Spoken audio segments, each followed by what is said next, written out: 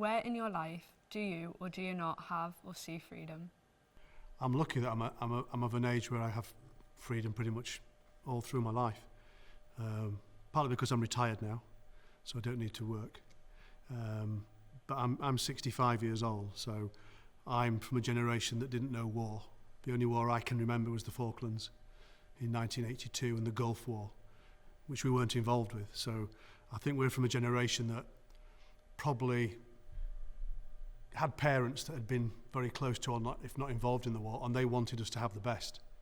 So I think our generation values freedom without really knowing how valuable it is. And I think in everything we do, I see freedom as being able to discuss anything politically, just have the freedom to say what you feel, provided you conduct yourself properly in doing that, and being able to have opinions on anything. So freedom is, there's a physical freedom. We can travel all around the world, pretty much. And there's freedom within the UK where we can speak, write songs, make films about any subject that we like, as long as we're not, offensive. But I think to be able to have points of view that you can air confidently and without, fear. So no fear is probably one of the greatest benefits of freedom. There's no fear. And that for me is the main thing that I've been lucky enough to grow up with, and hope the generation behind me is able to grow up with that as well. The world seems a bit odd at the moment. It seems quite dangerous, quite precarious. But I also think it's been like that when I was your age.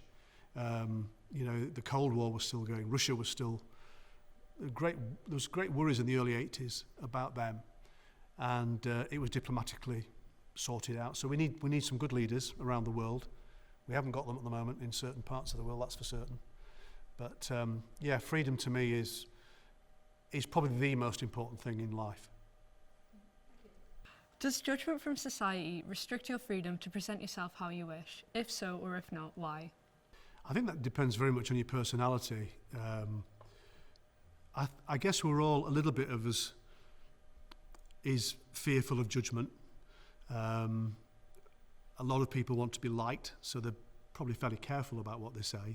But I don't think that judgment has restricted me really in being who I want to be. But I think you're mindful of it. And I think some people are probably more sensitive to being judged than others.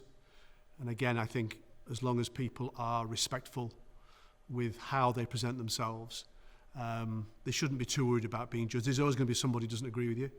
And there's always going to be somebody who has an opinion of you for lots of reasons. You can be judged on your political views, you can be judged on your colour, you can be judged on your accent, you can be judged on your fashion.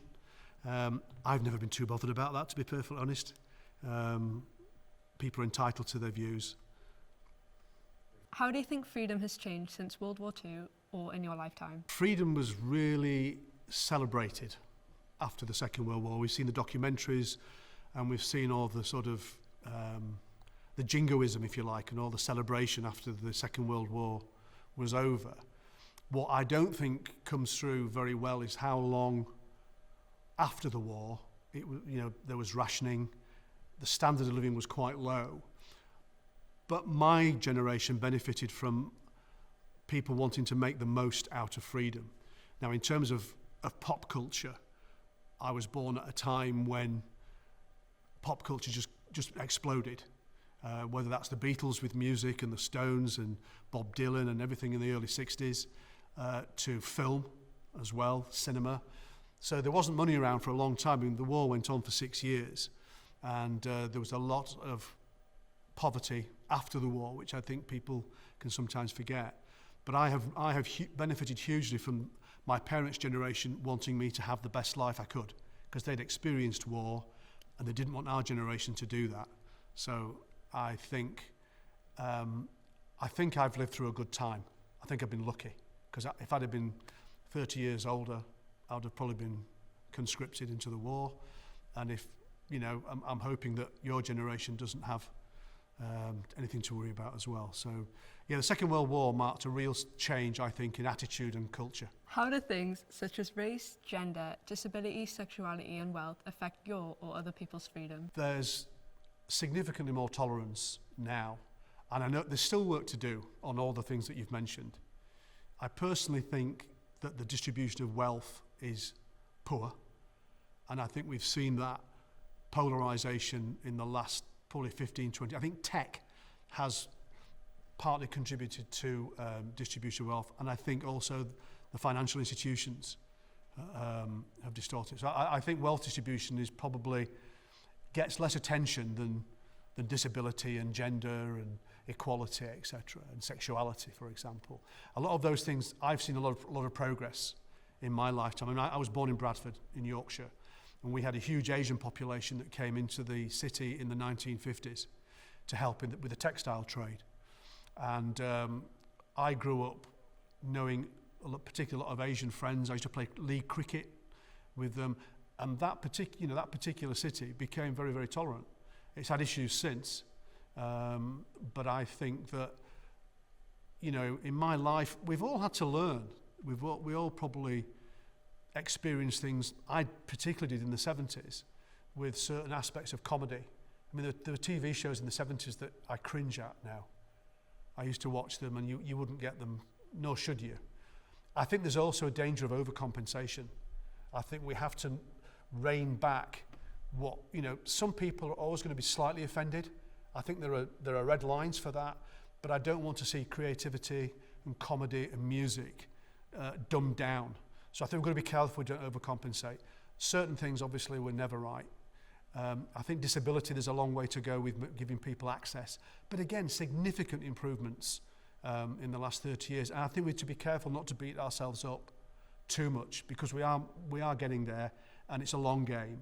And I think just as long as people are aware and are tolerant of disability, sexuality, gender, colour, all these things, I think there's a lot of education to do.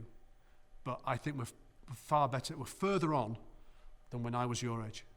Can you tell me about a place or places that you do or don't have freedom?